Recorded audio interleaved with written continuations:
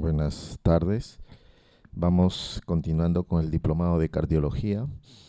Esta tarde vamos a ver tres temas muy importantes.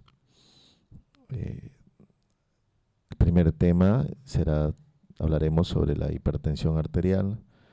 El segundo tema sobre la insuficiencia cardíaca. Y el tercer tema sobre las cardiopatías congénitas. Los dos primeros temas con mucha incidencia, mucha prevalencia en los pacientes, tanto adultos y sobre todo adultos mayores. Muy bien, vamos a empezar a hablar sobre la hipertensión arterial. Esta diapositiva nos ayuda a resumir los tópicos que vamos a hablar sobre este tema. Vamos a hablar sobre las definiciones, sobre la etiología, el diagnóstico, las complicaciones o repercusiones orgánicas, el tratamiento. Muy bien. Entonces, a empezar la primera charla de hoy día. Esta diapositiva nos muestra algunas definiciones, algunos conceptos que tenemos que tener muy en cuenta cuando abordamos el tema de hipertensión arterial, ya que actualmente se considera para todos los que manejamos, sobre todo nosotros los cardiólogos, los especialistas, y algunas especialidades como medicina interna que también manejan algo sobre este tema, es considerada la asesina silenciosa, como ya vamos a ver, porque generalmente es asintomática. Muy bien, aquí primero tenemos la clasificación sobre hipertensión arterial. Clasificación que vemos acá actualmente es la clasificación que maneja la Sociedad Europea de Cardiología, y tiene más o menos una semejanza a la clasificación del sexto reporte. Muy bien, pero la clasificación que generalmente más manejamos es la clasificación del séptimo reporte, del consenso del séptimo reporte, porque es la actualmente vigente, ya que el octavo reporte generalmente habla más que todo dirigido al tratamiento, que sobre todo ha sido unas guías dirigidas para el médico general, en la que ellos pueden tomar decisiones en función a unas guías, pero no habla nada sobre definiciones, sobre las clasificaciones, sobre la fisiopatología. Es casi nula la información que nos brinda el octavo reporte. Por lo tanto, actualmente la clasificación vigente, como les decía, la del octavo reporte, es la americana, es la que actualmente se utiliza. Entonces, esta clasificación es la vigente, la europea, y la del sexto. Entonces, el séptimo reporte viene y engloba a la presión arterial denominada como óptima, y coloca presión arterial normal. Es decir, para el séptimo reporte, la actualmente vigente, la presión arterial normal es menor de 120 y menor de 80. ¿Correcto? Muy bien. Prehipertensión la prehipertensión lo considera el séptimo reporte, une la presión arterial normal y normal alta, es decir, entre los valores la presión arterial sistólica entre 120 a 139, junta las dos, y la presión arterial diastólica entre 80 y 89. Entonces, aquellos pacientes que están en ese rango, presión arterial sistólica entre 120 a 139 y 80 a 89, se considera prehipertenso, según el séptimo reporte. Y ya un paciente hipertenso propiamente dicha lo divide en dos estadios: el estadio 1 entre 140 a 159, la sistólica, y la diastólica entre 90 y 99, lo que sería equivalente al grado 1. Y el estadio 2 para el séptimo reporte, simplemente para ellos es mayor o igual de 160 la sistólica y mayor o igual de 100 la diastólica, ¿correcto? Entonces, eso es lo que actualmente lo vigente, pero la que muestra esta diapositiva es esta clasificación vigente de la Sociedad Europea. Muy bien, entonces vamos a retomar la primera charla de hoy con respecto a lo que es hipertensión arterial. Como les decía, vamos a ver esta diapositiva, nos va a ayudar para hacer algunas definiciones importantes dentro del tópico de hipertensión arterial. Muy bien, como estábamos ya hablando, esta clasificación es la clasificación actual de la Sociedad Europea, pero la que generalmente más utilizamos es la del séptimo reporte, porque si bien es cierto el octavo reporte no ha aportado nada sobre clasificaciones, definiciones, el octavo reporte, como ya vamos a ver, más que todo ha sido enfatizado en lo que es el tratamiento, más que todo. Muy bien, con respecto a la hipertensión arterial, la clasificación del séptimo reporte, entonces el séptimo reporte maneja una hipertensión arterial normal, que la considera la presión arterial sistólica menor de 120 y la diastólica menor de 80. Y junta la presión arterial normal y normal alta en prehipertensos. Es decir, para el séptimo reporte, el paciente que está entre 120 a 139 su sistólica es considerado prehipertenso, o si la diastólica está entre 80 a 89 también es considerado dentro del grupo de prehipertensos. Y ya propiamente dicho, un paciente con hipertensión arterial lo clasifica en dos estadios el séptimo reporte. El estadio 1, que coincide con la clasificación europea vigente, como grado 1, entre 140 a 159 la sistólica y entre 90 a 99 la diastólica. Eso es el estadio 1. Y para el séptimo reporte considera el estadio 2, presión sistólica mayor o igual a 160 y diastólica mayor o igual de 100. Entonces, esa es la clasificación tanto del séptimo reporte, la vigente, y la clasificación europea, la vigente. Estas dos clasificaciones, esta y la del séptimo reporte que hemos comentado, son las que generalmente más se utilizan. No son las únicas, si bien es cierto, alguien habrá por ahí de repente leído alguna guía, existe también por ejemplo, la de canadiense, la de Suiza, entonces la alemana, hay varias escalas clasificaciones, pero estas dos son las más utilizadas. Muy bien, otro término que se maneja es de hipertensión arterial sistólica aislada. Cuando yo llamo a un paciente o considero un paciente con hipertensión arterial sistólica aislada, entonces se va a definir como la presión arterial sistólica mayor o igual de 140 y su diastólica menor de 90. Entonces, eso, si un paciente tiene la sistólica entonces mayor o igual de 140 y la diastólica menor de 90, es considerado como una hipertensión arterial sistólica aislada.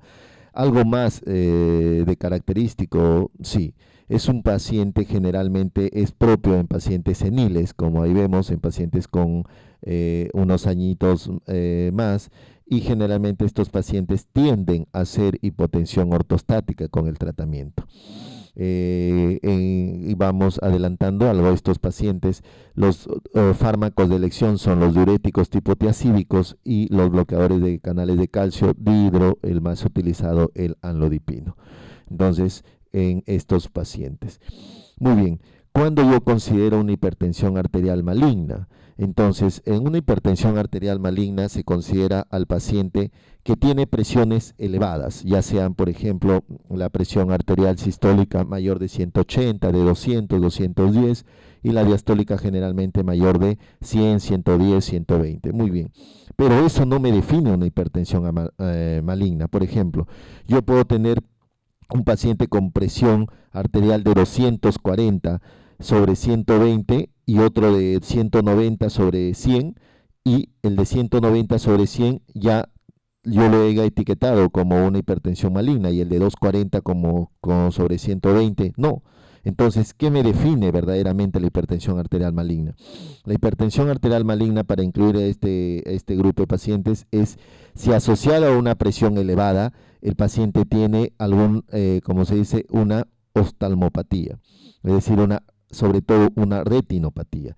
Y de esa retinopatía, en al fondo de ojo, si yo encuentro un edema de papila, entonces ese paciente con presión elevada más edema de papila en el fondo de ojo es un paciente con hipertensión arterial maligna. ¿Correcto? Generalmente se ve en pacientes mayores de 50 años y requiere tratamiento sí o sí. Requiere tratamiento sí o sí, porque si no puede ser, como se dice acá, la ASPA nos dice, si es que el paciente no toma su tratamiento como se le receta, puede producir hasta la muerte en el paciente. Muy bien. Cuando yo considero una hipertensión arterial acelerada, igual, es un paciente generalmente con presiones elevadas, pero que en el fondo de ojo se encontró no edema papila, sino un nivel menor, hemorragias o exudados, es decir, el grado 3 de la clasificación de Wegener, como vamos a ver. El edema de papila es el último grado, el grado 4, como ya vamos a ver, las hemorragias, exudados es el grado 3.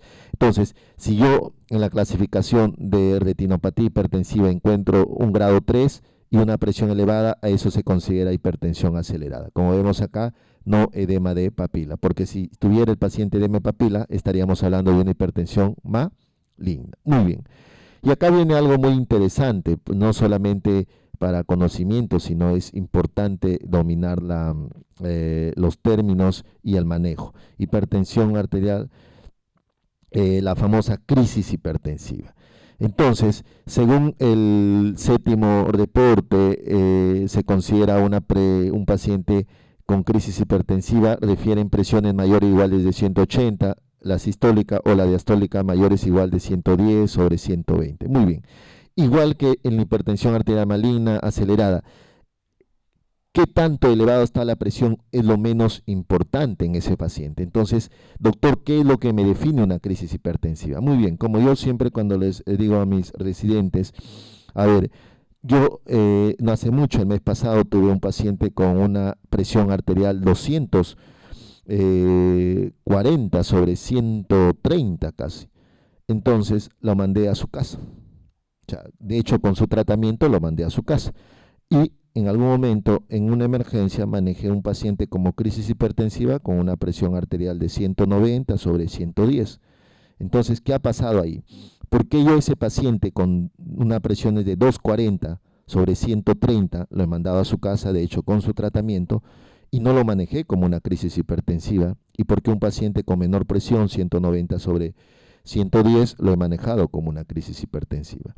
Entonces, lo que me define la crisis hipertensiva, primero yo tengo que definirme. ¿Estoy frente a una crisis hipertensiva, sí o no? Si logro definir que estoy frente a una crisis hipertensiva, entonces viene lo segundo. ¿Estoy frente a una urgencia o una emergencia? Entonces, ¿qué me define la crisis hipertensiva? La crisis hipertensiva me define, como dice, el aumento súbito de la presión. Esa paciente que tenía 240 sobre 130, le pregunté, señora, llegó el viernes a la consulta, su presión, doctor, el lunes me tomé, estaba en 170, miércoles 180, casi 200, 190, 200, he llegado con eso de brazaletes. Entonces, en esta paciente era una hipertensión mal controlada, que se le venía subiendo gradualmente. Entonces, eso no es crisis hipertensiva. Pero la otra paciente de emergencia de 190 sobre 110, señora, usted es doctor, yo tomo todos los días mi tratamiento y todos los días me tomo la presión, 110/70, 120/80, con esos tensiómetros digital y coronales. Pero hoy día, doctor, me levanté con un dolor de cabeza y ya me tomé la presión 170, me asusté, doctor, por eso me venía de emergencia. Entonces, ese aumento súbito de la presión ya es considerado crisis hipertensiva, ¿correcto? Entonces, ahora, viene lo segundo, como les decía, estoy frente a una urgencia o una emergencia. Entonces, como ya todos lo sabemos, es la diferencia va si hay lesión de órgano blanco o no lesión de órgano blanco. Los principales órganos que se afectarían son corazón, riñón, y cerebro. Entonces, cuando el paciente llega a emergencia, ¿qué es lo que tenemos que hacer para como se dice, diferenciar si estoy frente a una emergencia o una urgencia? Muy bien, llega el paciente, le tomamos la presión, nos dice que sus presiones eran normales, pero que en ese momento le dolía la cabeza y vino a emergencia y efectivamente corroboramos, es una presión elevada. Entonces, en ese paciente, ¿qué es lo siguiente a hacer? Muy bien, señor, ¿cómo se llama? Tal, nos dice el nombre. ¿Cuántos años tiene? Tal. ¿Sabe dónde está? Sí, doctor. Muy bien. Descartamos que está lúcido, orientado, es decir, no hay síntomas de una encefalopatía hipertensiva. Muy bien, señor, apriete mi mano, apriete la otra, levante el pie, levante el otro, descarté focalización. Entonces, a través de un breve interrogatorio he descartado si no hay grados de un trastorno de encefalopatía o de un accidente cerebrovascular. Muy bien, al señor lo veo echado, es decir, tolera el decúbito. Señor, ¿le duele el pecho? No, doctor, no me duele nada. Lo veo con decúbito, es decir, no tiene ortognia, es decir, no hay una ICC clase funcional 4 o un edema agudo de pulmón que me estaría hablando de afectación de corazón y no tiene angina. Entonces descarté problema cardíaco. Señor, ¿ha orinado? Sí, doctor, antes de irme he orinado. Descarté, no hay oligoanuria. Entonces, automáticamente he descartado 3 posibles daños de órgano blanco. Entonces, es importante yo definir si estoy frente a una urgencia e emergencia. Muy bien, siempre lo comento cuando en las dictados de clases o en las conferencias, un caso que me pasó, yo era RD1 en Lima y me vino un paciente senil, lo catalogué como una crisis hipertensiva, muy bien, yo estaba topiqueando función del R1 y lo mandé al paciente a chotrauma. Entonces viene el asistente y me dice, pero así, de verdad, un poco alterado, de repente por la mucha demanda de pacientes. Me dice, ¿qué te has creído? Pero este paciente no está para manejarlo entonces yo, esto no es una emergencia hipertensiva. Muy bien, le dije, doctor, bueno, yo ya soy médico y mi sello también tiene responsabilidad. Si usted cree que no es una emergencia hipertensiva, haga su notita, lo sella y me devuelve al paciente atópico. Entonces, se fue medio molesto, regresa más o menos a los 5 minutos a pedirme disculpas. ¿Qué había pasado? Entonces, ¿qué pasó? ¿Por qué yo al paciente lo catalogué como una emergencia hipertensiva? No tenía focalización. El paciente estaba lúcido, no le dolía el pecho, no tenía síntomas de ICC, no había, al paciente había miccionado todo. Entonces, ¿qué criterio me hizo que lo mandé? Muy bien. Cuando le empecé a hacer el interrogatorio, le escuché hablar un poco medio gangoso. Entonces, algo muy importante que yo siempre les comento a mis residentes o a los internos, eso, primero, ¿quién vive con el paciente? Porque siempre habemos que llegan a veces una fila de familiares o a veces está con el paciente el familiar que viene de viaje, etcétera, y no conocen al paciente. Entonces, yo me había hecho quedar con la hija que vivía con el paciente. Entonces le dije, señora, ¿su papá habla así? No, doctor, justo eso le iba a decir.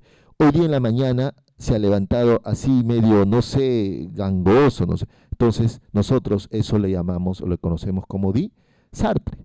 Entonces, bastó ese síntoma o signo, uno lo evidenció, yo lo evidencié, entonces, antes que me lo diga la familiar, entonces bastó eso para yo catalogarlo como una encefalopatía hipertensiva. ¿Y qué hizo el asistente para que a los 5 minutos más o menos venga a pedirme disculpas? Cuando yo fui a verlo al paciente, lo habían amarrado, había empezado con agitación psicomotriz, a hablar un poco de incoherencias. Entonces siempre le digo a los alumnos o a los residentes, la clínica es muy importante. Entonces yo en ese momento que estoy en emergencia, si bien es cierto, ya si en un momento ya el paciente ya se instala un ACV, etcétera, todos sabemos nosotros el protocolo, su tomografía, etcétera.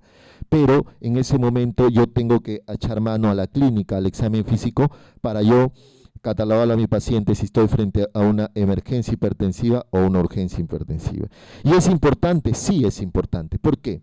Como nos dice si es una emergencia hipertensiva, no cao, el paciente está grave, hay una calaverita, el paciente se puede morir. Entonces, la diferencia que tengo que hacerla, ¿por qué? Porque una de las diferencias es, si es una crisis hipertensiva dentro del rubro de una emergencia, en promedio, yo tengo que bajarle la PAN, la presión arterial media, no más de 25%, 15 a 20, la mayoría de literaturas coinciden, en promedio menos de una hora. La urgencia, la PAN, también no más de 25, tengo para bajarle 24 y otras literaturas actuales dicen hasta 48 horas. Esa es una principal diferencia. Otra diferencia, el tratamiento. En la urgencia es vía oral, en la emergencia es endovenoso. Otra diferencia, que el paciente de urgencia se maneja en el tópico o en la sala de espera de una emergencia. En cambio, si es una emergencia hipertensiva, ese paciente tiene que ir a una unidad de cuidados intensivos o a lo más a una unidad de chotrauma. Entonces, es importante. Y generalmente los fármacos que se utilizan es nitroprusiato, nitroglicerina y betabloqueadores endovenosos. La nitroglicerina en el contexto de una emergencia hipertensiva, nunca lo olviden, es si estoy frente a un edema agudo de pulmón o una ICC clase funcional 4, en el contexto de una emergencia hipertensiva, nitroglicerina. Doctor, ¿hay otra indicación? Sí. Si estoy en el contexto de un Zika, es decir, con una crisis hipertensiva, ahí también es la nitroglicerina. En el resto de casos es generalmente nitroprusiato. Y un tratamiento especial o mención especial dentro del tratamiento de la crisis hipertensiva son las famosas disecciones de aórtica. La disección de aórtica, el tratamiento es entonces nitroprusiato más betabloqueador endovenoso, siempre los dos juntos. Entonces, como vemos, miren, es importante saber diferenciar porque el pronóstico también, un peor pronóstico tiene una emergencia hipertensiva de una urgencia hipertensiva. Muy bien, otro término importante es cuando yo al paciente considero hipertensión arterial resistente. De repente muchos que pueden estar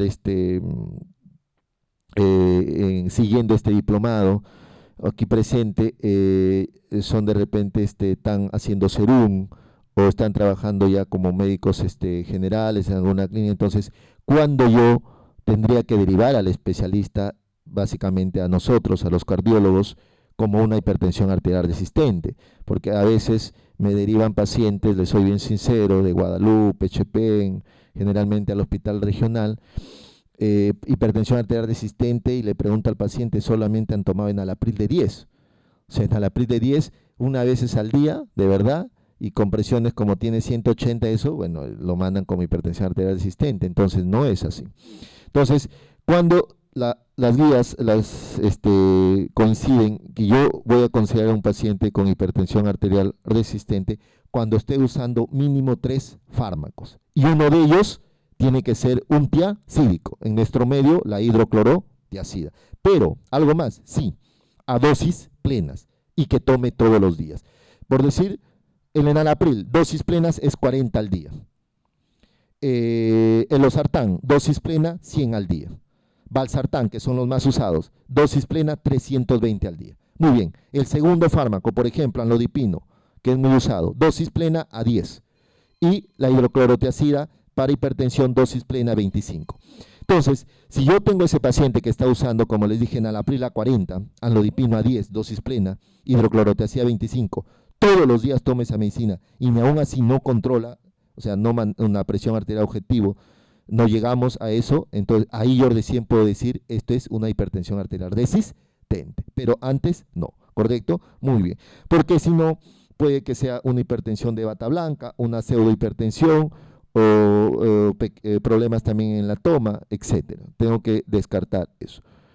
Muy bien, entonces, hemos hablado de las definiciones. Entonces, cuando yo le digo al paciente, usted es hipertenso, o sea, ¿cómo yo hago el diagnóstico de hipertensión arterial? Como les decía, se esperó con muchas ansias el octavo reporte, pero lamentablemente no ha dado luces sobre el diagnóstico, sobre las definiciones, no. Básicamente el octavo reporte se ha suscrito al tratamiento.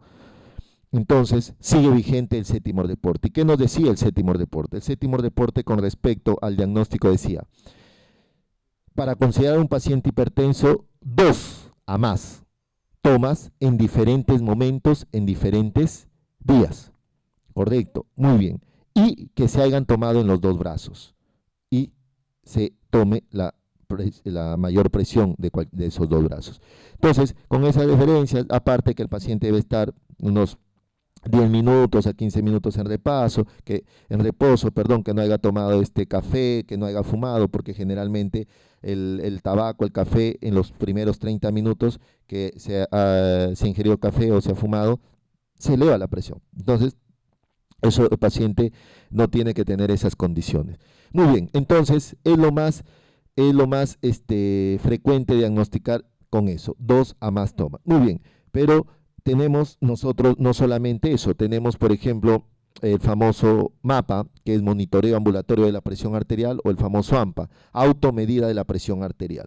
Muy bien, ¿cuándo voy a usar el MAPA para el diagnóstico? Cuando por ejemplo tenemos un paciente que dice, yo le encuentro en la toma en el consultorio 170 sobre de repente 100. Doctor, por Dios, yo me tomo en mi casa, me toman en el centro de salud, eso, y normal. Entonces, cuando tengo ese paciente, en teoría, una probable hipertensión de bata blanca, entonces ahí tengo que hacer el uso del MAPA, monitoreo ambulatorio de la presión arterial, que es un aparatito que se le coloca, el paciente lo lleva por 24 horas y entonces puedo hacer el diagnóstico con ese equipito. Muy bien, entonces chicos, ahí ustedes que en algún momento, de hecho están trabajando todo, un consejo, lamentablemente suena feo decirlo un poquito porque de repente es decir, uno no debe, como se dice, ventilar las cosas de su centro de trabajo, pero más que todo lo comento para que ustedes tengan puedan prevenir muchas situaciones. Lo vivo en el hospital que trabajo, que me aventuraría a decir, no estoy siendo exagerado, un 80% de licenciadas no saben tomar la presión. Casi el mismo porcentaje de internos, residentes sería un 50%, y ha habido hasta asistentes que he tenido que llamarlos, sobre todo aquellos que recién salen, es decir, terminan su residencia y de repente se quedan a hacer labor asistencial. Entonces, como hay un poquito más de confianza de ellos, porque primero han sido mis residentes, entonces he tenido que llamarlos y escucha. Entonces, es penoso decirlo. Entonces, el mensaje, ¿cuál es el siguiente? Que tienen que saber tomar la presión y lo más importante, no tienen que confiar jamás en su personal.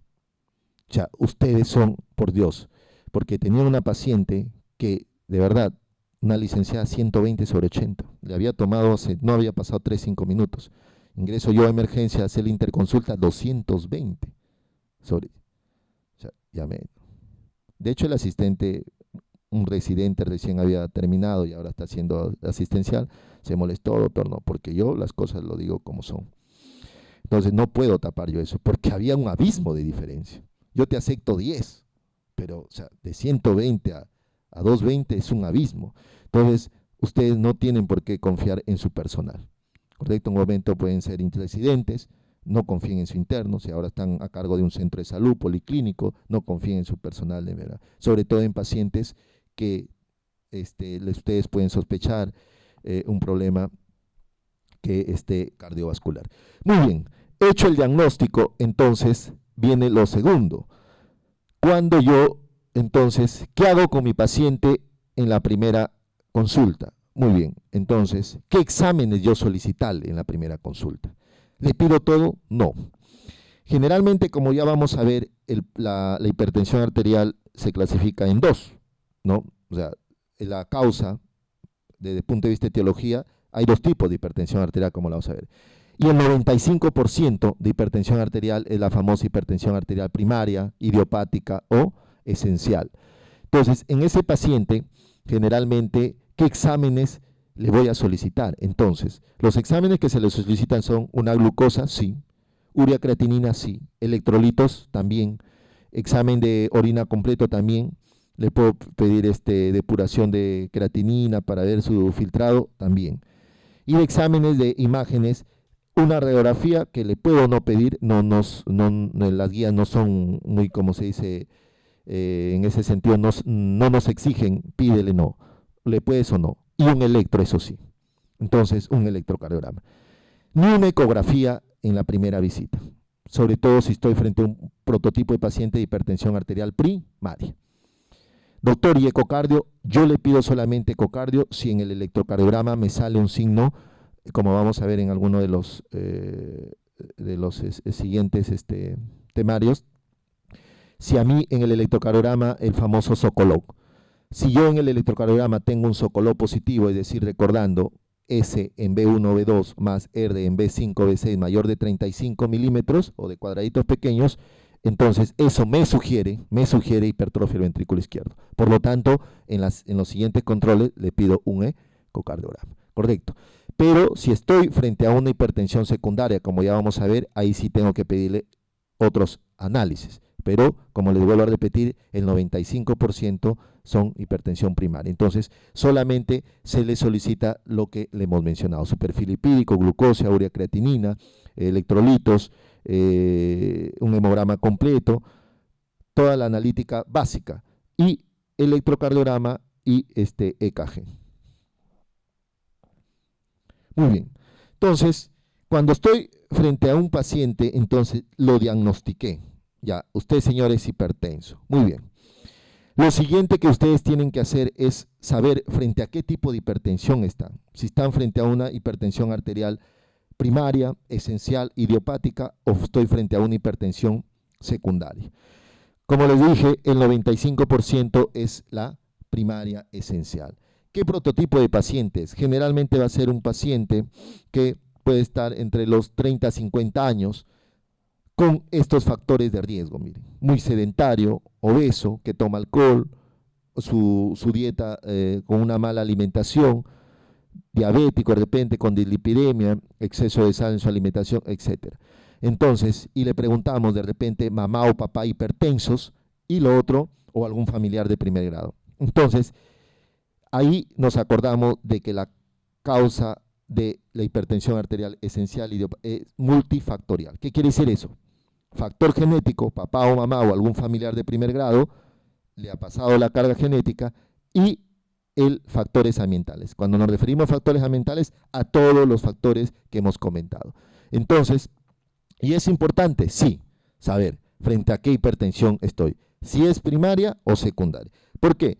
Porque si estoy frente a una hipertensión arterial secundaria, ya tengo que pedirle a exámenes más específicos, como se dice. Muy bien, entonces vamos a ver, nunca lo olviden, chicos, ustedes que están médicos generales, la clínica es muy importante. Entonces, no nos olvidemos, como se dice ya, cuando en un momento trabajemos en una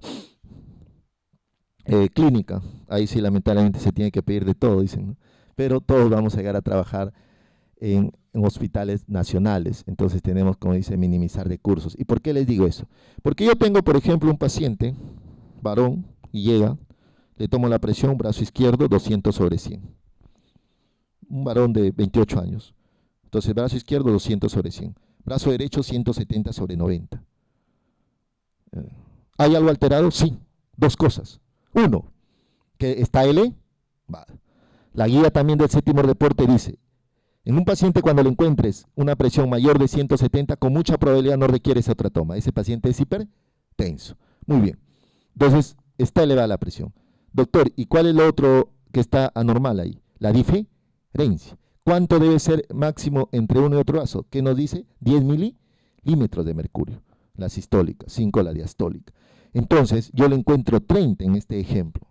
Entonces, ya digo, joven, muy bien. Voy a ver los pulsos de miembros superiores fuertes, de miembros inferiores débiles. Sí, entonces digo, muy bien. Veo los pulsos en los miembros superiores un poco que son irregulares. Voy a la espalda, a la zona interescapular y le escucho un soplo sistodiastólico continuo. Entonces, el diagnóstico más probable, estamos frente a una coartación de aorta. Entonces, ¿qué me hace el diagnóstico? Un ecocardiograma.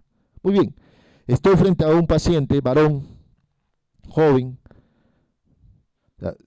presión 200 sobre 100, en el otro 200 sobre 100.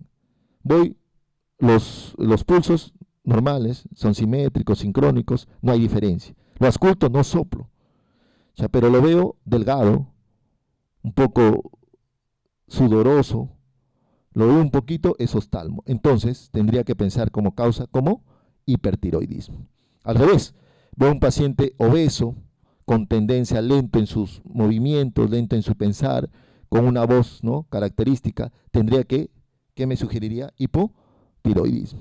Veo otro paciente con cara de luna, cuchi. Entonces hay muchas cosas, ahora muy frecuente con esto que está de moda. Veo un paciente joven, ya, lo veo con presiones, o sea, en el examen físico solo presiones altas. O sea, lo miro con un polito apegadito. O sea, buenos brazos. ¿Vas al gimnasio? Sí. ¿Tomas alguna pastita adicional? No, doctor, son vitaminas. Eso es mentira. Probablemente esté usando andrógenos. Entonces, veo una mujer un poquito luce con sobrepeso, porque para hablar con sobrepeso tendría que tener el IMC, luce con sobrepeso. Le encuentro presiones elevadas, nada más en el examen. Pero por ahí lo miro y un poquito de bigotito, hirsutismo. Entonces, ¿qué tendría que hacer? Las preguntas, como se dice, del $1.000.000. ¿Cómo son sus periodos? Si regla o no regla, si se cuida. No, doctor, no reglo, no me cuido y no salgo embarazada. Síndrome de ovario poliquístico. Entonces, otro muy frecuente. Entonces, veo adolescente, 22, 23 años por ahí. Otra pregunta, anticonceptivos, porque es una causa muy importante de hipertensión secundaria. Entonces, como se dan cuenta, y por ejemplo, también mujer joven, el prototipo del feocromocitoma, generalmente es una mujer joven, un poquito ansiosa por ahí, que la ven un poquito de repente taquicárdica. Las preguntas de cajón, como sería: señorita, ¿usted cuando tiene dolor de cabeza? Sí, doctor, es un dolor de cabeza intenso. Y ahí se ha tomado la presión, sí, es alta, muy bien. Y cuando está con esos dolores de cabeza intensos, su cara no se le pone roja, famoso flash. Entonces, la clínica del feocromocitoma. Y es importante, ¿por qué? Porque tendríamos que pedirles los metabolitos de las catecolaminas, el vanilil mandélico, catabolito de la noradrenalina, o el homovanélico, metabolito de la dopamina, en orina. Si eso es positivo, entonces tendría que pedirle una tomografía. Si bien es cierto, más del 95% sabemos que dónde están, en la glándula suprarrenal, pero también hay retroperitoneal. Entonces, si nos damos cuenta, entonces miren, hay situaciones donde la clínica es lo más importante. Entonces, pero para cuestiones didácticas tenemos que saber que la primera causa de hipertensión secundaria está a nivel renovascular. Dentro de la renovascular, la primera causa es la afectación de arterias. Si es mujer, pensar en una displasia fibromuscular de las arterias renales. Si es varón, senil, en una estenosis valvular renal. Si en un momento a ustedes le hacen una pregunta, como ha venido en los exámenes que puedan dar, es ¿cuál es la primera causa? Tienen que buscar estenosis de arteria renal. Es la primera causa de la hipertensión arterial secundaria. Dentro de las endocrinológicas o metabólicas, la primera causa son los anticonceptivos orales. Es la causa concreta más frecuente de hipertensión arterial secundaria, pero dentro de las metabólicas. También tenemos las cardiovasculares, ya le dije, la coartación de aorta, y no nos olvidemos de lo que hemos estado hablando, sobre todo de los medicamentos, ¿correcto? Los medicamentos anabólicos, AINES. Ustedes nunca olviden preguntar a un paciente, de verdad, es muy frecuente, yo lo veo con mucho AR, hay mucho AR, artritis reumatoidea, hay mucha AR, o mucha artrosis. Entonces, esos pacientes vienen con presión elevada y a veces son resistentes, porque usuario de qué? De AINES, que todos elevan la presión, excepto quién, el metamizol, ¿no? Que está considerado dentro de ese grupo, no es un AINE propiamente dicho, pero de ahí todos, chicos, ibuprofeno, naproxeno, ketorolaco, ketoprofeno, diclofenaco, así sean los que no, los que protegen la mucosa, como Celecoxib, etcétera, meloxicam, pero todos elevan la presión. Y también esos pacientes, si tienen AR, de hecho que están usando prednisona, y elevan la presión. Entonces no nos olvidemos de esa causa. Entonces, aquí sí, como les decía, pero por suerte la menos frecuente, 3 a 5%, no más dice la literatura, donde yo tenga que usar otros exámenes auxiliares. Muy bien, entonces dentro de la fisiopatología, básicamente sabemos que la hipertensión arterial es igual a gasto cardíaco o volumen minuto por la resistencia periférica. Es lógico pensar que donde yo encuentre alteraciones en uno u otro o en los dos, de hecho me va a elevar la presión. Aumento de la resistencia periférica puede ser por vasoconstricción o hipertrofia vasculares. La hipertrofia vascular, como ya vamos a ver, por ejemplo, el caso típico, por ejemplo, la obesidad, me produce hipertensión, hipertrofia de los vasos, ¿no? Vasoconstricción, pacientes con cocaína, usuarios de cocaína, por ejemplo. Entonces, y aumento de volumen minuto, aumento de volumen inyectado, aumento de la frecuencia cardíaca. Por eso, por aquí, por ejemplo, estaría el hipertiroidismo. El hipertiroidismo maneja presión, frecuencias cardíacas bien altas. Entonces, por aquí estaría también su causa de hipertensión arterial. Entonces, como vemos en la siguiente diapositiva, miren, aumento de la resistencia por vasoconstricción a través del sistema adrenina-angiotensina, endotelina, alteración en las membranas, por hipertrofia vascular, pacientes obesos, alteraciones resistentes a la insulina, aumento del volumen eyectado, miren, o sea, todo lo que puede. Y miren la causa o la madre de muchos, el aumento de la actividad simpática. Y es aquí donde el paciente, de repente, el paciente, como se dice, que no tiene nada que ver con, bueno, pero dice, doctor, el paciente lo dice la famosa hipertensión, ¿de qué? Hipertensión emotiva, dice, doctor, no, el doctor me ha dicho que tengo hipertensión emotiva. Tal vez la hipertensión emotiva no existe, pero lo que sí sabemos es que su estrés constante, ¿no? De hecho, está en actividad simpática, adrenérgica, y miren, eso va a producir todo por eso. Causa en un paciente que supongamos que viene predispuesto y que vive en mucho estrés, entonces va a desarrollar antes. Entonces, un paciente que viene predispuesto, chicos, de hecho, ténganlo por seguro, que va a ser hipertenso a los 80, 90. Supongamos que se cuiden todo. ¿Por qué, doctor, a los 80, 90? Por la edad. Esas arterias se aterosclerosan y va a ser hipertenso. Pero si ese mismo paciente, entonces, supongamos, en condiciones ideales, supongamos, a los 80, 90 que viene predispuesto, va a ser hipertenso por la edad, por la aterosclerosis de las arterias.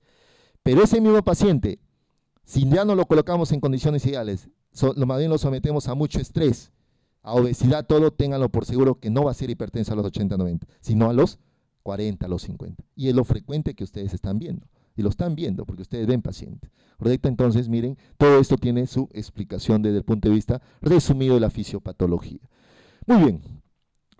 Al paciente, tal vez a él, el paciente de a pie, como le llamamos, le importa que si tiene molestias, porque generalmente, como les decía al inicio, antes de empezar, la hipertensión arterial es considerada la asesina silenciosa. ¿Qué quiere decir eso? Trabajo en emergencia, de verdad, llegan muchos pacientes con ACV. Le tomo la presión, 220 sobre 120. Señora, usted es hipertenso. No, doctor, no sabía. No tenía molestias, dolor de cabeza, mareos, zumbido de oídos, como si le enamorara en la orejita, calor, bochorno. No, doctor, y es verdad. Porque el 80% de pacientes que son hipertensos no tienen ni una molestia. De verdad, ahorita cuánta gente anda por la calle con 200 sobre 100. Como supuestamente no tienen molestias, están bien, pero ¿cuál es el problema? Una impresión fuerte, la muerte de un ser querido, esa presión sube, rompe un vasito y es ahí donde terminan en emergencia. Suerte, algunos que logran romper solo vasitos pequeños subconjuntivales y nos llegan con inyección conjuntival o epistaxis, pero si rompen un vasito arriba, llegan con su ACV.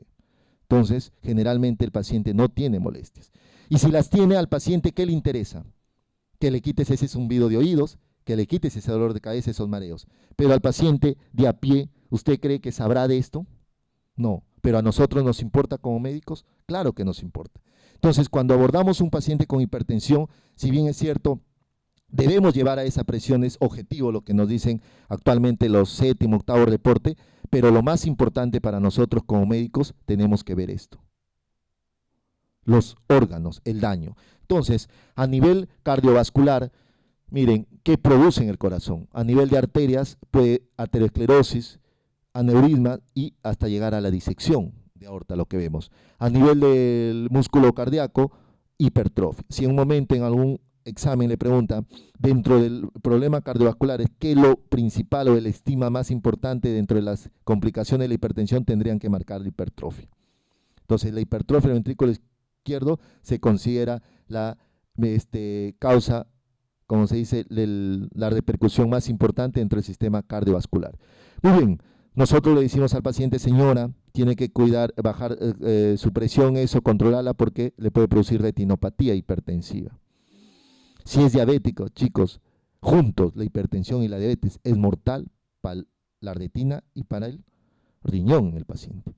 Entonces, miren, esta es la clasificación de Keith-Wagner, la que le decía, grado 1, 2, 3. 4, edema papila, entonces más presión alta, hipertensión maligna. Si era 3, exudados, hemorragia, hipertensión acelerada. Y cuál, desde el punto de vista fisiopatológico, se produce una angioesclerosis a nivel, como se dice, de arterias, y eso es la nefropatía hipertensiva. Entonces, no nos olvidemos, chicos, cuando manejamos a nuestros pacientes de esto. Lamentablemente esto no se ve en un día, 2 días, no se ve en 1 a 2 meses. 10, 15 años le pasa la factura al paciente. ¿Correcto? Entonces, no nos olvidemos de esto. Doctor, ¿y de qué me sirve saber esto yo? Sí, pues. ¿Por qué? Porque hay fármacos que reducen la hipertrofia. Hay fármacos que me pueden prevenir la nefropatía. Ustedes lo saben. Entonces tendría que usar esos fármacos, que no solamente le estaría controlando la presión, sino también tratando de mejorar la microalbuminuria, la albuminuria que pueda estar en ese paciente. ¿Correcto? Muy bien. Entonces, la hipertensión arterial maligna, como le decía, lo que la caracteriza es el edema de papila. Y el tratamiento no es vía oral, sino es endovenoso, porque es considerado como una emergencia hipertensiva. Muy bien, vamos a hablar con respecto al tratamiento. Con respecto al tratamiento, lo que nosotros tenemos que saber es lo siguiente. Esta diapositiva más que todo me grafica lo que no debo hacer dentro de las medidas generales y el fármaco. Pero ¿qué es lo que deben saber ustedes? El séptimo reporte, ¿qué decía? Siempre les pregunto a los alumnos, ya, para yo manejar a mi paciente, para darle tratamiento a mi paciente, ¿qué debo saber de mi paciente? Y todos coinciden, y muchos dicen, doctor, sus comorbilidades, si es diabético, excelente. Pero pocos se olvidan de algo. Entonces, la otra cosa que yo tengo que saber para manejar a mi paciente, y lo hace hincapié el séptimo reporte, es que ya todos me miran, nadie le digo, es igual manejar, o yo le pregunto a usted, doctor, es igual manejar a un paciente con 220 sobre 100 que 160 sobre, o 150 sobre 80, no es igual. Entonces tengo que saber el estadio. El estadio. Es importante saber el estadio. ¿Frente a qué paciente estoy? Entonces, ¿qué nos decía el séptimo reporte?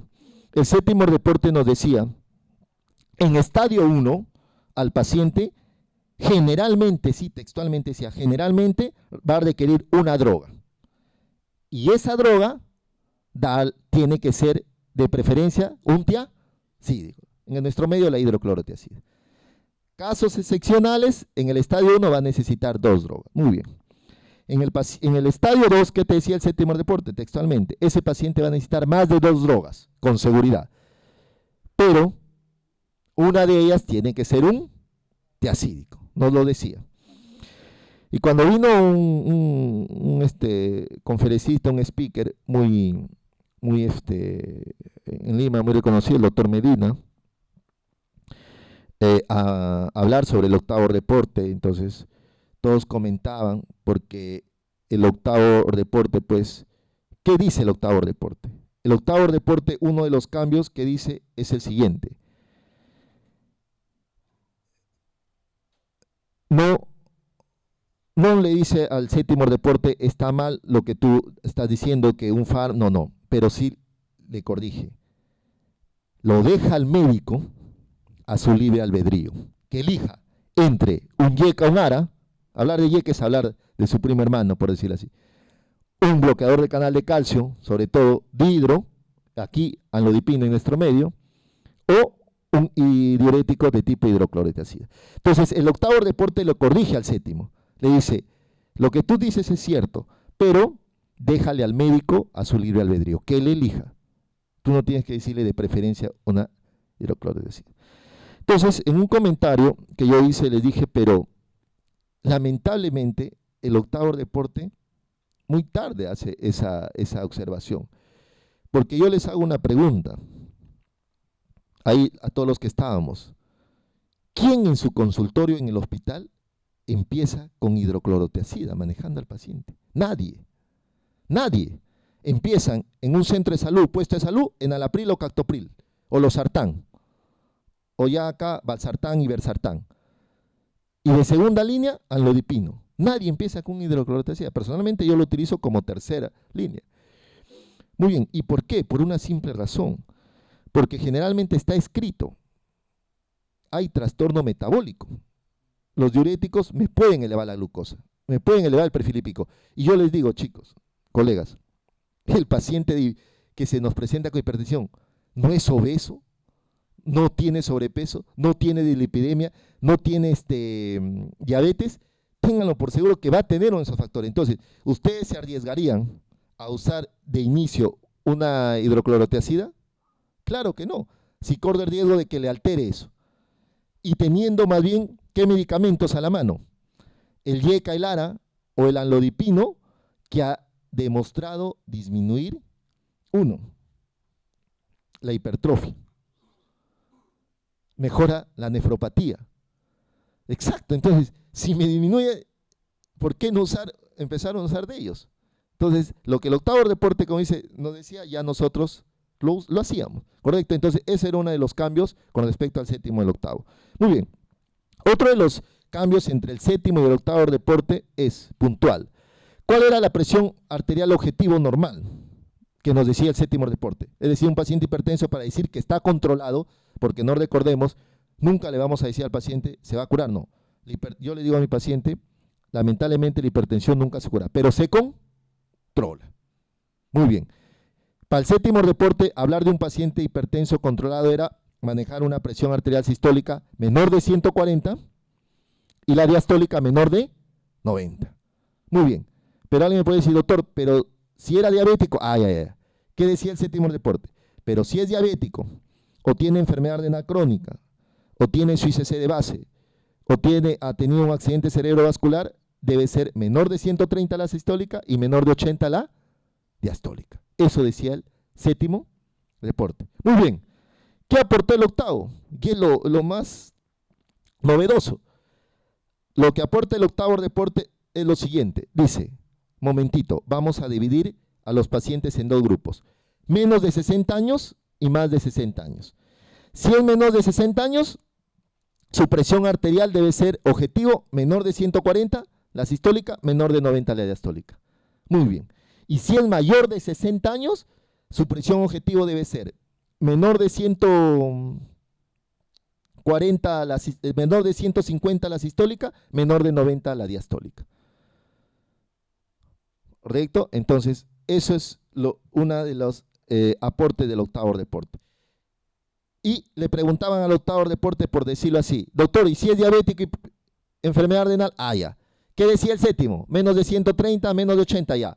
Ahora el octavo dice, menos de 140, menos de 90. Correcto. Entonces, resumiendo, si ustedes tienen un paciente que es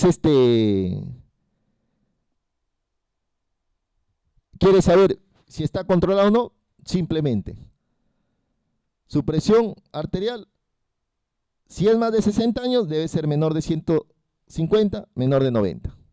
Si es menor de 60 años, menor de 140, menor de 90. Y si es diabético, tiene enfermedad renal crónica, menor de 140, menor de 90. Así de simple. Entonces, esos son los dos grandes aportes que dio el octavo deporte, nada más. Muy bien, entonces, pero no olvidemos, dentro del tratamiento, y yo le digo al paciente, lamentablemente, el 80% del tratamiento, y le hago entender a mi paciente, está en dos pilares. La dieta, eso implica bajar de peso, y la actividad física. Entonces, la dieta, yo le doy su dieta, ya ustedes saben de la famosa dieta DASH, ¿correcto? Muy bien. Algo, doctor, algo importante que tenga que agregar sobre la dieta DASH, sí. Actualmente, ¿qué es más importante? ¿Bajar el sodio o tener un potasio dentro de lo normal en la hipertensión? Entonces, a lo que se creía anteriormente, ahora es más importante mantener un potasio. Es decir, mantener un potasio dentro de lo normal baja más la presión que reducir el sodio dentro de las comidas. Entonces, ese es el único cambio dentro de la dieta DASH. Entonces, hay que darle alimentación ricos en potasio. Frutas, el plátano, la naranja, rica en potasio, siempre recomendar a nuestro paciente. Muy bien. Entonces, la dieta DASH ya ustedes la conocen, la dominan. Muy bien. Entonces, el doctor nos habló de dos pilares, sí. La dieta y la actividad física. ¿Qué recomienda la OMS? La Organización Mundial de la Salud recomienda actualmente cuando yo considero a un paciente sedentario, cuando no hace actividad, sobre todo trote, o debe hacer 150 minutos semanales. Eso implica 5 días de 30 minutos diarios. Entonces, la OMS, la Organización Mundial de Salud, recomienda 150 minutos semanales, o lo que equivale a 5 días a la semana de 30 minutos, para no ser considerado el paciente sedentario. Entonces, se le recomienda al paciente su dieta, pero una actividad física gradual. ¿Qué quiere decir eso? Como no está acostumbrado el paciente, le dicen, señor, mañana usted salga 3 minutos, pasado 5, 10, 15, progresivamente. Porque ustedes mandan a su paciente que no está acostumbrado a trotar media hora, nunca más va a querer salir, porque pobre dolor muscular, por el ácido láctico. Entonces, gradual. Ojo, le dicen, tienen que decirle al paciente, señor, en un parque, en una loseta deportiva. Porque muchos pacientes, un día una paciente me dijo, doctor, pero yo sí camino. Dice, mi mercado está a 7, 8 cuadras, yo voy y vengo. Eso es trajín. O la otra vez una señora me dijo, doctor, yo tengo un minimarket más grande que su consultorio y estoy todo el día sub y bajo. Eso es trajín.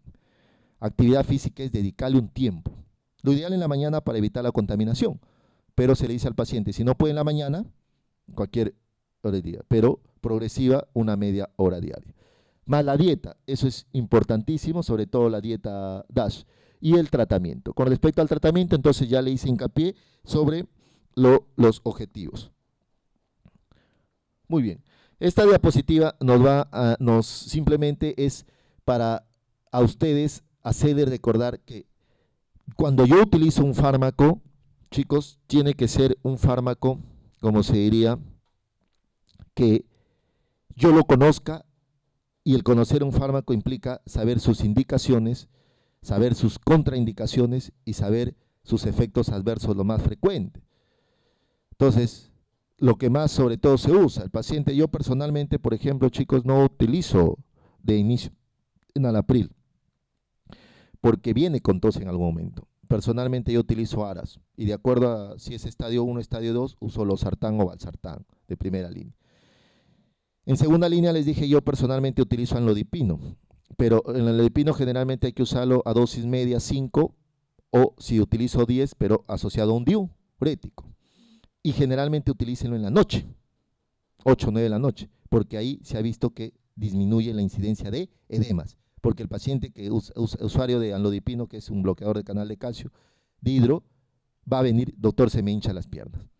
Entonces, utilícenlo en la noche, a dosis promedio 5, y si van a usar dosis 10, acompañado de la hidroclorotiazida, generalmente 12.5, de 25 a la mitad, porque de presentación en genérico viene de 25 y 50. De comercial si viene de 12.5, que es el famoso TIAC, sí, ¿correcto? Muy bien, chicos. Entonces, esta diapositiva, como les decía, por ejemplo, los betabloqueadores de elección luz verde en insuficiencia cardíaca crónica, como ya vamos a hacer el siguiente tópico, son de elección, disminuyen la mortalidad en estos pacientes. En migraña, hipertensión más migraña también son de elección.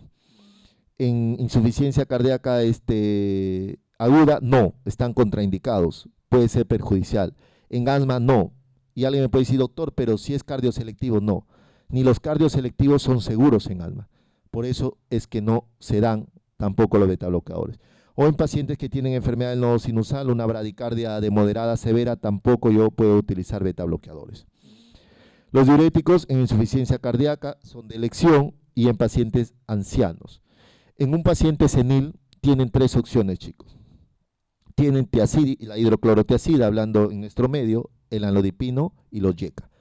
Pero el octavo reporte, los dos primeros son de elección, es decir, la hidroclorotiazida o el anlodipino son de elección. Entonces, ¿y en quiénes no le puedo dar? En pacientes con gota. ¿Por qué? Porque dentro de sus efectos adversos de los diuréticos producen hiperuricemia. Entonces, acá como dice, están las complicaciones que no tengo nunca jamás que olvidarme. Los antagonistas de calcio son de elección en la ICC diastólica, miren, por ejemplo, pero están contraindicados en la sistólica o en el infarto. Los YECARA protegen el corazón, se dan en los infartos, en todo infarto, ya lo hemos visto en las anteriores, en la insuficiencia cardíaca, ¿no? Y ojo, nunca en embarazadas, ni en estenosis de arteria bilateral. En embarazadas, ¿qué son los YECA? ¿Qué son? Dentro de la calificación A, B, C, D o X. Si están contraindicados son X, ¿correcto? Al igual que, un datito por ahí adicional, igual que la atorvastatina es X. Entonces no le pueden dar nunca a una gestante, ¿correcto? Muy bien. Y los alfa bloqueantes, generalmente terazocina, praxocina, de repente a algún paciente le va a llegar con eso, son alfa bloqueantes, lo utilizan mucho los urólogos y hay que tener cuidado porque producen hipertensión arterial ortostática, entonces los cuidados a los pacientes generalmente seniles que hacen uso de ello. Muy bien, entonces como le digo, esta diapositiva es para hacerle recordar que tengo que saber de mi medicamento lo más frecuente, lo más habitual para no cometer errores. Muy bien, entonces esto es más de lo mismo, hemos hablado del tratamiento. Esta diapositiva, lo mismo, miren, de elección en diabetes, YECA, le va a ayudar mucho, en síndrome metabólico YECA, calcio antagonista, enfermedad coronaria, betabloqueadores, calcio antagonista, YECA, hipertrofia YECA, miren, nefropatía, diurético, YECA o ARA, ICC sistólica, YECA, betabloqueadores, diastólica, betabloqueadores, bloqueadores de canales de calcio, migraña, betabloqueadores, disfunción del ventrículo izquierdo, YECA, hipertrofia alfa bloqueante, lo que les mencionaba, feocromocitoma alfa bloqueantes, fentolamina, fibrilación auricular beta bloqueadores, como aparte controlan la frecuencia y van a mejorar la hipertensión, raza negra, calcio antagonista y diurético, hipertensión arterial sistólica aisladas, calcio antagonista y diurético, lo que les decía. Y esta hipertensión arterial sistólica aislada, al inicio donde dijimos que el grupo etario más frecuente son los seniles. Entonces miren cuáles son de elección. Raza negra, hipertensión arterial sistólica aislada, el octavo reporte menciona estos dos como son de elección. Calcio antagonista es el anlodipino y diurético en nuestro medio tenemos la hidroclorotiazida, ¿correcto? Muy bien. Entonces, esta diapositiva es muy importante de repente esto también se ve en el área de ginecología, pero es muy importante mencionarlo. Para yo considerar preeclampsia, tiene que tener dos criterios principalmente. ¿Cuáles? A ver, ustedes. Uno, ¿cuáles de esos criterios creen? Para yo considerar una paciente preeclampsia. ¿Ya?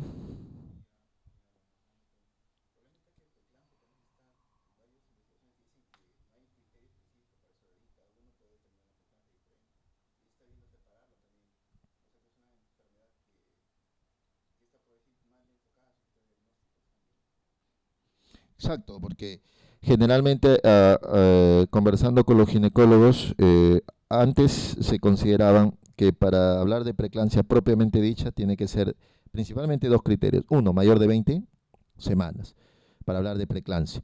Y dos, que tiene que haber proteínas en orina. O sea, no era necesario que el paciente tenga edemas, no era necesario que sea tenga la presión elevada.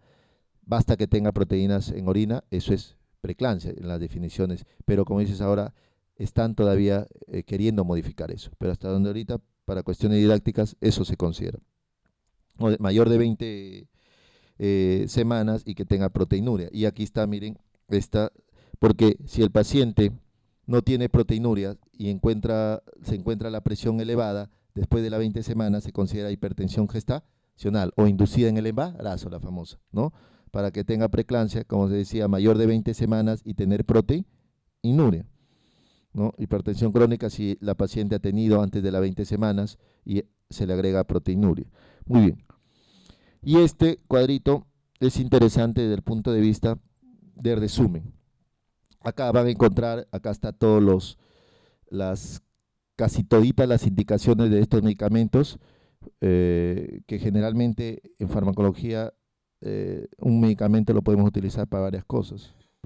El ejemplo más típico es, por ejemplo, los beta bloqueadores. Lo podemos utilizar, son de elección en la angina de pecho estable. En ICC crónica disminuyen la mortalidad. En hipertensión también lo podemos usar. Entonces hay medicamentos que puedo utilizar en varias. Por ejemplo, los diuréticos tiacídicos en ICC clase funcional 1-2, en hipertensión arterial sistólica aislada en el anciano y en raza negra. Contraindicaciones nunca en gota y en la insuficiencia renal severa. Ya en la insuficiencia renal severa, chicos, estamos hablando de un grado 3, 4, 5. Otra contraindicación para los diuréticos tiacídicos es un potasio mayor de 5 o una creatinina mayor de 2,2.5. Entonces, ojo, si yo tengo un paciente que tiene el potasio mayor de 5 o una creatinina mayor de 2-2.5, algunos autores refieren, o ya si le he hecho un clínic de creatinina y entra en la clasificación 3, 4, 5, entonces los tiacídicos no le puedo dar. Y contraindicaciones posibles, síndrome metabólico, porque hemos dicho intolerancia a la glucosa, puede elevar el colesterol, triglicéridos. Los diuréticos de ASA, miren, en insuficiencia renal hasta en estadio final puedo usar. El único diurético que yo puedo usar en una insuficiencia renal severa es la furosemida. Y en la ICC, clase funcional 3, 4. Es decir, la única contraindicación de yo no usar furosemida es que el paciente no orine nada. En otras palabras, si yo tengo un paciente con hemodiálisis, es decir, ya es un grado 5, entonces, ¿yo puedo usar furosemida? Sí. ¿Cuándo no puedo usar furosemida en ese paciente? Si es que el paciente no orina nada. Entonces, es la única contraindicación. La aldosterona en pacientes con postinfarto, si la fracción de eyección es menos del 35% de diabético, y en la ICC desde clase funcional 2, 3, 4, como ya vamos a hablar. Acá tenemos la espironolactona. Está contraindicado en insuficiencia renal y hipercalemia, lo que les decía. ¿Correcto? Muy bien. Bloqueadores beta, miren, en angina de pecho, en postinfarto, en ICC crónica, sumándose al diurético y al IECA, en taquiardismo, glaucoma, migraña. Contraindicaciones, el asma, los bloqueos avanzados o en ICC aguda. O en cualquiera de estos hay una también contraindicación posible. Muy bien, en migraña no todo, ojo, pueden usar. Si ustedes tienen un paciente migrañoso, los dos betabloqueadores que pueden utilizarlo son el propanolol o el metoprolol. Doctor, ¿por qué ellos? Porque son los dos más liposolubles. Entonces, esos fármacos que quieren decir si son liposolubles van a atravesar la barrera hematoencefálica. Entonces, al atravesar la barrera hematoencefálica, van a tener los efectos deseados, ¿correcto? Muy bien. Y los YECA, los más utilizados en ICC a todos, en disfunción del ventrículo izquierdo, en pacientes que han tenido infarto, nefropatía, diabética o no diabética, porque mejora la proteinura, microalbumin en HBI, aterosclerosis. Miren, entonces, miren a un paciente, por qué, como se dice, los YECA o los ARA, por qué debemos ser, y por qué deben ser de nuestra primera elección. Porque abarca muchas cosas, mejoran muchas cosas en el paciente. Están contraindicados, como ya vimos, en el embarazo, antecedente de edema angioneurótico, hipercalemia, estenosis de arteria renal bilateral, antagonistas de calcio, en hipertensión sistólica aislada, en el anciano, angina de pecho, hipertrofia, también disminuye la hipertrofia, en aterosclerosis en el embarazo. En contraindicado, en ICC, en taquiarritmias, de tipo anlodipino. Y los de tipo no dihidro, verapamilo diltiazem, también lo puedo usar en la angina de pecho, en la aterosclerosis, taquicardia supraventricular, porque son cronotrópicos negativos, igual que los beta bloqueadores. Está contraindicado en los bloqueos de alto grado y en la ICC sistólica congestiva. Muy bien. Aquí para decirle, de todo esto que ustedes han podido observar, miren, dentro de las contraindicaciones, ¿qué es lo que pueden deducir? Mírenlo bien ahí y la otra diapositiva. Me gustaría a ver si se dan un detalle.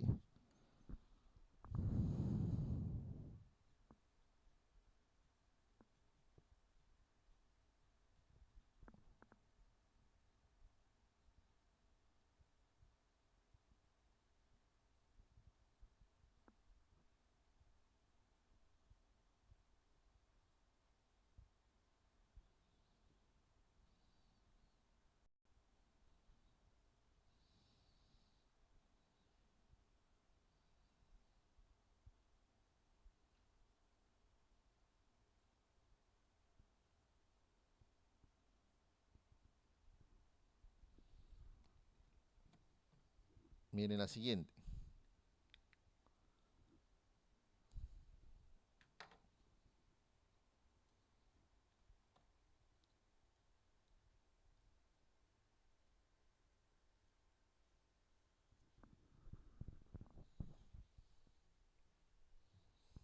Entonces, si se dan cuenta, en un paciente que tiene insuficiencia renal de severa, o sea, clase ya grado 3, 4, 5, hay muchos fármacos que se contraindican.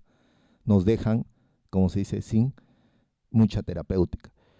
Si bien es cierto, los YECA, ARA son de elección para evitar la nefropatía porque mejoran la microalbuminuria, pero cuando ya estamos frente a una creatinina mayor de 2-2.5 para otros factores o un potasio mayor de 5, una hipercalemia, tan contraindicados. Entonces, tenemos contraindicados los YECA y ARA, que son de elección en el paciente hipertenso. Tenemos contraindicados la hidroclorotiazida, tenemos contraindicados la espironolactona. ¿Qué nos queda? Entonces, en ese paciente con insuficiencia renal severa o hasta ya en diálisis grado 5, nos queda la furosemida. Si el paciente orina, nos queda los calciantagonistas, anlodipino a dosis de 10, dosis máxima. Nos queda los betabloqueadores, pero ¿cuál? El carvedilol, ¿correcto? Y el carvedilol es un medicamento muy importante. ¿Por qué? Porque es el único betabloqueador que yo lo puedo dar con algo de seguridad en el paciente hipertenso diabético. Porque la mayoría de betabloqueadores alteran el perfil metabólico. Pero con el carvedilol es el que menos se produce eso. Entonces, en un paciente diabético, el carvedilol es el único de los betabloqueadores que ahora lo podemos usar. Entonces, en el paciente con insuficiencia renal severa, ustedes cuando en un momento llegan hacia la residencia se les complica la cosa. ¿Por qué? Porque maneja presiones altísimas. Maneja presiones de 200, 220 y no nos queda mucho. Entonces, ¿qué nos queda? Como les vuelvo a repetir, la furosemida, que no baja mucho la presión por su vida media. Nos queda anlodipino, bueno, es el único que dura, por su vida media es larga, de 24 horas. Nos queda el carvedilol y es ahí donde utilizamos la otra indicación de la famosa metildopa. Porque ¿cuál es ahorita la única indicación así de la metildopa? ¿Cuándo usamos metildopa? ¿Dónde han visto o qué han visto cuando se usa metildopa? Entonces la metildopa solo se usa actualmente en los pacientes gestantes, porque es muy hepatotóxica. Entonces, y la otra indicación es la insuficiencia renal, porque lamentablemente no nos deja muchas alternativas. ¿Correcto? Entonces, estas dos es el resumen de de todas las indicaciones de los fármacos, que también los vamos a tocar en el siguiente tema, que es la insuficiencia cardíaca. Muy bien, un pequeño break y empezamos a las 4 con el segundo tema, la insuficiencia cardíaca.